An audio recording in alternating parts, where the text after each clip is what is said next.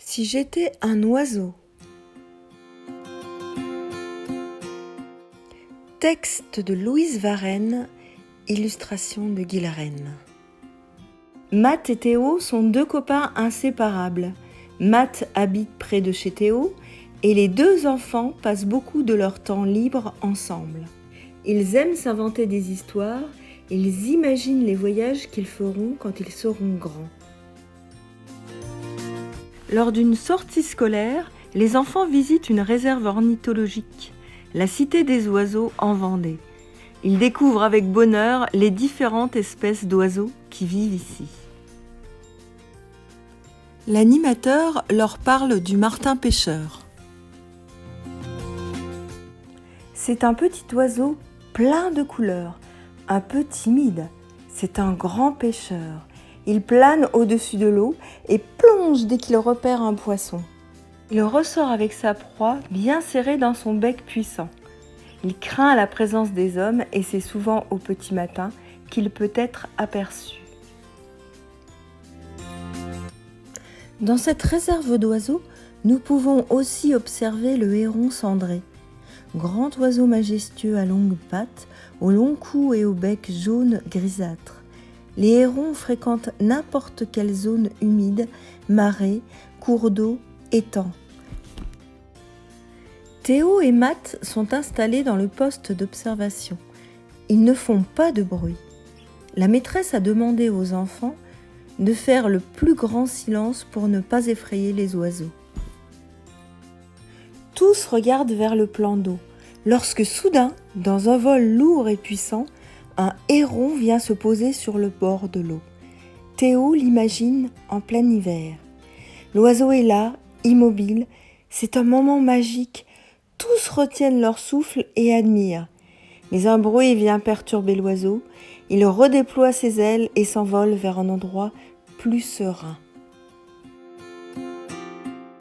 Les enfants sont un peu déçus, mais un cri perçant leur vrille soudain les oreilles.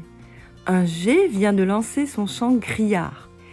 Il doit prévenir d'autres oiseaux contre une menace. L'animateur explique aux élèves que le geai, lorsqu'il se sent en danger, pousse des cris stridents, ce qui a pour effet de prévenir ses congénères d'un danger potentiel. Le geai est appelé la sentinelle de la forêt. C'est un proche parent des corbeaux et des pies. Il se nourrit d'insectes, de céréales, de baies, de glands et de châtaignes. Nous pouvons le repérer grâce aux plumes de ses ailes bleues.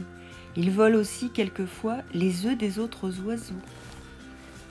La visite se termine. Matt et Théo sont ravis de ce qu'ils ont vu. Ils pourront raconter à leurs parents les découvertes qu'ils ont faites. Pendant leur retour en car, tous les élèves échangent leurs impressions. Mais il faut rentrer en classe. Il reste encore un peu de temps avant la sonnerie.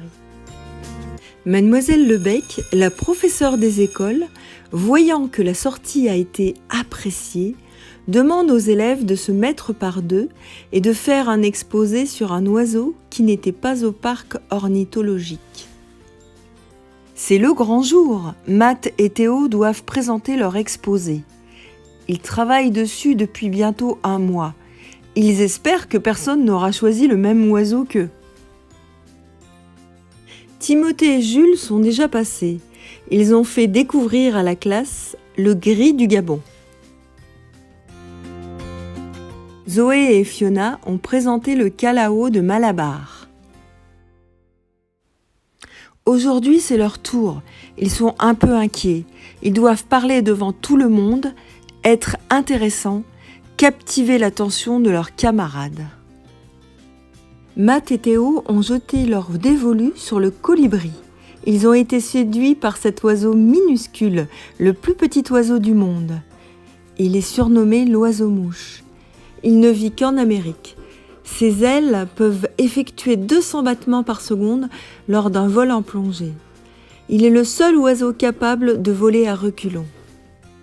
Les colibris se nourrissent du nectar des fleurs. Ils ont de jolies couleurs. La présentation commence. Chaque thème a été étudié et développé. Les habitudes de vie du colibri, son environnement, Sa nourriture, sa reproduction. Matt et Théo ont trouvé de jolies photos pour égayer leur discours. Une fois terminés, ils sont applaudis et retournent s'asseoir. La maîtresse les félicite. Elle trouve leur exposé très intéressant et très bien construit. Matt et Théo sont heureux du travail accompli et rêvent qu'un jour, peut-être, ils pourront faire un grand voyage à la rencontre du colibri.